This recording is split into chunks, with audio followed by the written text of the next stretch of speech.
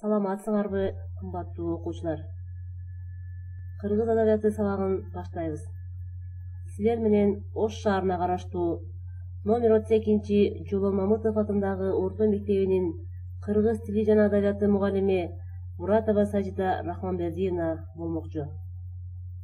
Бүгүнкү сабагыбыздын темасы Алыкул Осмоновдун 30 жаш өмүргө адамга деген лирикалары жөнүндө сөз кылмакчыбыз. Сабагыбыздын максаты Алыкул Осмоновдун өмүрүндөгү урунттуу учурлар жана акындын лирикалары жөнүндө маалымат аласыңар. Ырларына адабий талдоо жүргүзөсүңөр. Окуучулар, силер көркөм окууга үйрөнөсүңөр. Адабий тилдин нормасында сүйлөөгө дагы үйрөнүп, өзүңөрдүн кебиңерде туура колдоно билесиңер. Жагымдуу маанай тартуулоо үчүн Алыкул Осмоновдун ырынан баштоону туура көрдүм. Ай аккан суу, шылдыр мончок таккан суу, сыр дайрадан чоң туруп, сыр аяка баткан суу. Ай аккан суу, жалпы ааламды баккан суу, ошентсе да баркы жок, ар кай жерде жаткан суу деп акын агып жаткан суунун да кадырын окурманга таамай айтып кеткен. Көрсө, адам баласы суусуз бир дагы күн жашай албайт экен. Анда окуучулар төмөндөгү суроолорго жооп берип көргүлөчү. Биринчи сурообуз: Алыкул кандай акын? Экинчи сурообуз: балалык чагы жөнүндө эмнелерди билесиңер? Үчүнчү сурообуз: кандай ырларынан биз жатка билебиз? Төртүнчү сурообуз: Алыкул жөнүндө кандай тасма тартылган? 1950 декабры. Ызгаардуу кыштын алгачкы айынын 12-синде ак боз атын минип оттойдонар кези 35-inde бул дүйнөдөгү сапарын мезгилсиз карытып, түбөлүк кайтпас жайына кеткен уулун жоктоп, жер томсорду. Канча алектенгени менен күн да анын жүзүн анча жылыта албаганына уялгансып, ала тоонун чокуларын жошодой кызыл нурга бөлөп, ошол кечте ого бетер муздак батты. Бирок турмушка берилген жашоо өмүрүнүн теңине деле жетпеген, ырыс кешигин, үлүшүн, талантынын ташпишине ыроологон акындын поэзиядагы түбөлүк өмүрү ушул күнү кайрадан ак боз атын жылоолой башталганын табият деле, анын пенделери деле туйбаптыр ошондо. Көрсө, Алыкул өзүнүн ташы дишке куюлган бактысынан баарыбызга поэзиянын күчү, куту, кудурет дарамети менен көөнөрбөс көркөм дөөлөттөрүн дайыма чачып туруу үчүн Толубай сынчыдан бешбетер жанын үрөп, ар чыгармасына сайапкерлик мамиле жасап иштеген экен. Же алган жардан, же перзенттен жолу болбой калган Алыкулдун тагдыры ошол эки көзү бейзирек, беймаза хандын кур намысынан улам оюлган Толубай сынчынын тагдырына үндөшүп тургансыйт.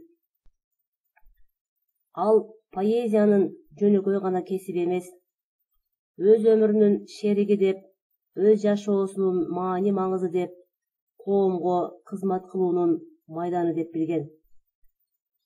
Ошон үчүн ал өзүнө өзү нааразыланып, дайыма чыгармачылык жактан өсүп отурууга умтулган. Анда эмесе Алыкулдун ыр-кыржынына ортоктош бололу. Адамга. Адамды адам меймандап сыйлайт экенсиң. Жакын жолдош жорону жыйнайт экенсиң. Жакшы тилек ак ишти кыйбайт экенсиң. Ак дасторкон үстүндө чын ниет менен досуңду жегин муну ичкин деп кыйнайт экенсиң. Ошентсең да өмүргө сыйбайт экенсиң. Кара жердин түбүнө бириңди бириң жашырып ыйлайт экенсиң. Көрдүңөрбү балдар?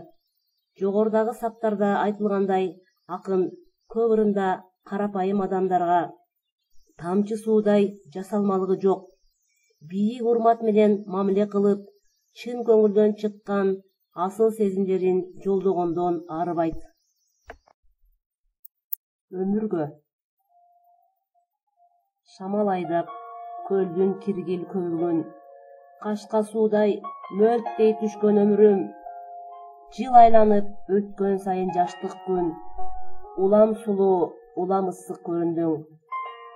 Ниба бактай жемишимен күбүлбөй, өстүм дуулап, эртеңки мен түңүлбөй. Ай балалык асыл нерсе экен го, учкан куунун канатынын күчүндөй. Кеттим алыс, кеңдигимен кемибей, кери тарткан кербестикке жеңилбей. Ай балалык жыргал нерсе экен го, карлы каштын канатынын желиндей. Жарым саат кабак чытып кайгырбай, арамдыкка абийиримди алдырбай. Өмүр деген сергек нерсе экен го, жаздын күнү тып-тып тамган жамгырдай. Күлдүм ачык, бир да жерди карабай, досторума кылдай кастык санабай. Өмүр деген дайым жапжаш нерсе экен, улам жаңы жаратылган тасмадай. Билсин бизди жаш муундар мактасын, эскиртпесин, эстеринде сактасын. Алдыбызда өмүр турат түгөнгүс, артыбызда өлбөй турган эл калсын. Ооба, Алыкул соңку өмүрүндө өлүм акыйкатын чымыркана ойлонуп жүрүп өткөн. Так төбөсүндө кылга илинген кылычтай салаңдап турган ажалы анын оюн өлүм маселесине кайра-кайра жетелеп келе берген. Ар бир адам сыяктуу эле ал да өлүмдөн заарканып корккон. Өлө турганын ойлой жаны кашайган.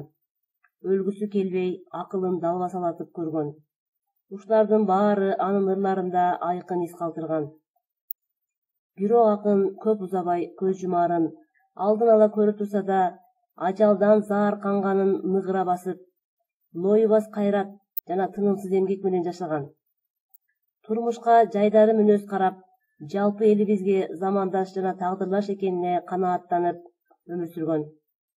Өзүнүн өлбөс бойдон калышын эңсеп, өлбөстүккө алып барчу жолдорду издеген. 30 жаш.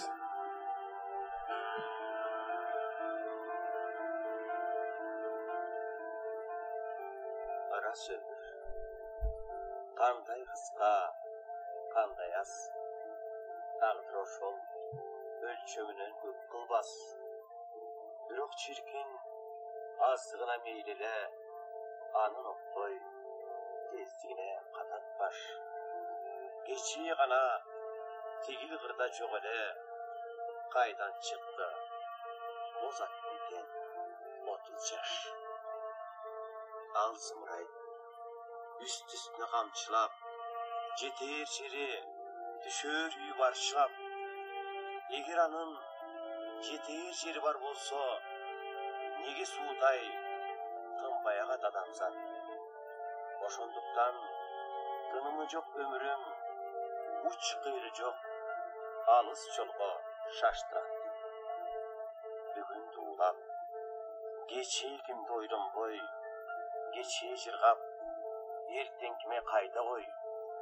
Мен алдаган жаштыгыма ишим жок, өлүм мени эркелетип койгондой.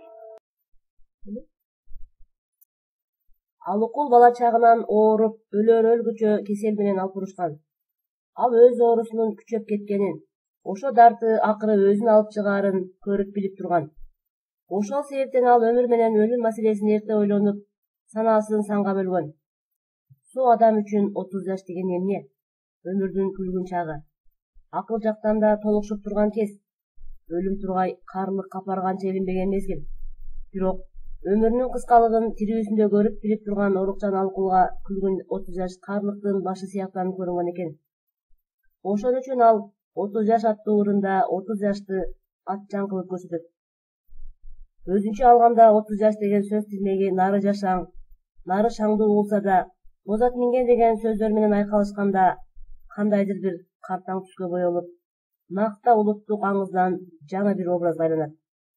Ал зымырайт үстү-үстүнө камчылап, жетер жери түшөр үйү барчылап деген саптарында убакыт алган багытынан жаңылбай, бир мүнөткө тыным албай аркырап учат. Ал учкан сайын адам өмүрү өлүмгө жакындай берет. Буга акын бүткүл жан дили менен каршы чыгып, токто чөмүр, токтой тур деп кыйкырат. Мында жаны кашаюу да, өтүнүч да, буйрук да бар. Бирок өмүр эч кимге баш ийбейт. Аны токтотуп калышка адам алсыз. Ошол себептен акын бир ирет катуу кыйкырып алып, тил албасаң жоголо бер, кете бер. Сенден күчтүү, сенден өжөр бул учур деп үнүн басаңдатат. Да кайра кекеништүү дымак менен мынтип айтат. 15 жолу улам кайра туулуп, 15 жолу жашарбасам карап тур. Анда эмесе окуучулар, Алыкулдун өркөлүнөн гаухар таштарды издейли. Азыр биз силер менен Кыргыз тоолору деген ырды талдап көрөлү. Тоого тоолор курамалап курашып, узун тартып, уламалап улашып, алды кайдан керес тартып келаткан кербенчинин төөлөрүндөй чубашып. Бул ыр саптарында ар бир муундун саны 11 муундан турат. Башкача айтканда, уйкаштык. Уйкаштык деген сөзгө бир аз түшүндүрмө берип кетейин. Уйкаштык бул рифма, же болбосо грек тилинен уйкаш деген сөздөн алынган экен. Эгер эки же андан артык ыр саптарындагы айрым тыбыштык, үндөштүк, окшоштук деген чүрүктөр. Рифма бул сүйлөөчүнүн сөзүнүн таасирдүүлүгүн, угумдуулугун күчөтөт. Уйкаштык түзүү аябагандай бир зор талантты, билгичтикти талап кылат. Бардык эле уйкашкан сөздөр ыр боло бербейт. Бул ыр саптары 11 муундан турат. Аяккы уйкаштыкка кирет. Себеби саптын аягындагы сөздөр уйкашып жатат. Мисал үчүн, курашып, улашып, чубашып, каркайып, залкайып, арсайып деген сөздөр уйкашып жатат. Бул ыр түзүлүшү боюнча жөнөкөй уйкаштыкка кирет. Анда угусу да, мүчөсү дагы уйкашса, бул жөнөкөй уйкаштыкка кирет. Ал эми уйкаштыктардын түрү боюнча эгиз уйкаштыкка кирет. Себеби биринчи сап менен экинчи сап кайра төртүнчү сап менен уйкашып жатат. Демек биз талдоону бир аз болсо дагы үйрөнүп алдык. Эми силердин көңүлүңөрдү акын жөнүндөгү кызыктуу маалыматтарга буралы. Акындын архивинде 55 барак кат, 7 телеграмма, 10 сүрөт, 8 документтин күбөлүгү архивине калтырылган. Зейнеп Талипованын кесиби актриса болгон. Ал Алыкул көз жумгандан кийин экинчи турмушунда өзбек улутундагы жигитке турмушка чыгып, 3 уулу 1 кызды болот. Алыкул менин тагдырымды эне атам мурда чечип койгон. Аларды кыя албайм. Биз түбөлүктүү боло албайбыз. Кечир. Аман бол, Айдай. Бул Айдайдын катынан үзүндү. Алыкулдун мүрзөсүнө коюлган таш эстеликти адабиятчы Шаршембек Үмөталиев жасаткан. Акын Жоро Жолдошторунун үйүнө барганда ар дайым өзү менен кошо идиш аягын алып жүргөн. Себеби алар бала чакалуу болгондуктан өзүнүн оорусун аларга жуктуруп албоонун максатында ошол нерселерди жасаган. Ойлон, изден, тап. Анда окуучулар, мен Алыкулдун ырларынан окуймун, силер ырдын атын айтасыңар. Кайда жүрбөйт эр жигиттин жаш башы, кайда калбайт сүйгөн жардын көз жашы, алыс сапар кең Москвага жол алып, коштошоорго толкуну жок көл жакшы. Эми кийинки ырды уккула. Жүрөктүн суусу жөн суулардай шылдырап, агып жатса мал кечпес жашыл аралда. Көк арчадай өңдөн азбас болсун деп, өзүм ичпей ичирер элем адамга. Ойлонгула. Кийинки ырды уккула. Бул ыр саптарын туура жайгаштырып, ырдын атын атагыла. Биринчи саптагы акын, өлүм билбей косунат, ойго жакын, акын баркын, оорулуу акын, ооруп алсыз олтурат. Демек, балдар, Бул ыр саптарын туура жайгаштырсаңар, акындын бир ыры келип чыгат.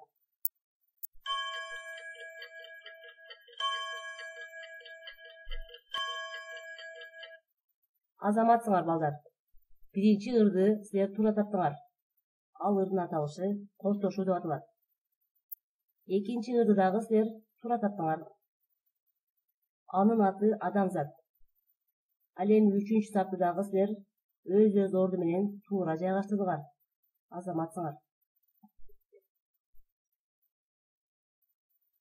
Эми өзүбүздүн алдыбыздагы дептерибизге «Эсиңе тут» рубрикасынан төмөндөгү Алыкул Осмоновдун лирикаларын жазып алабыз. Бул жерде кластер берилген.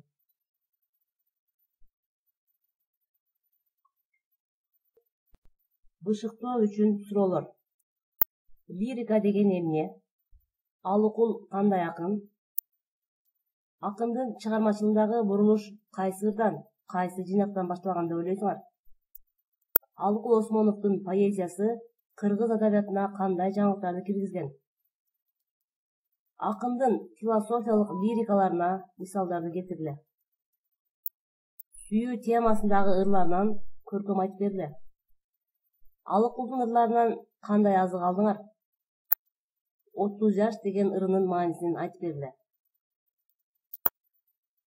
Үй тапшырмасы.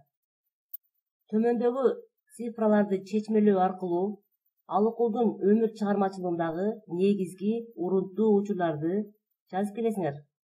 Бул жерде цифралар катылган, ошол цифраларды чечмелейсиңер. Ошондой эле экинчи тапшырмабыз 30 жаш деген ырга акыра ыр түзүп келесиңер. Андан сырткары мезгил жана Алыкул деген тасманы үйдөн көрүп, кийинки сабакта талкуу жаратабыз. Көңүл бурганыңарга чоң рахмат. Саламатта калгыла.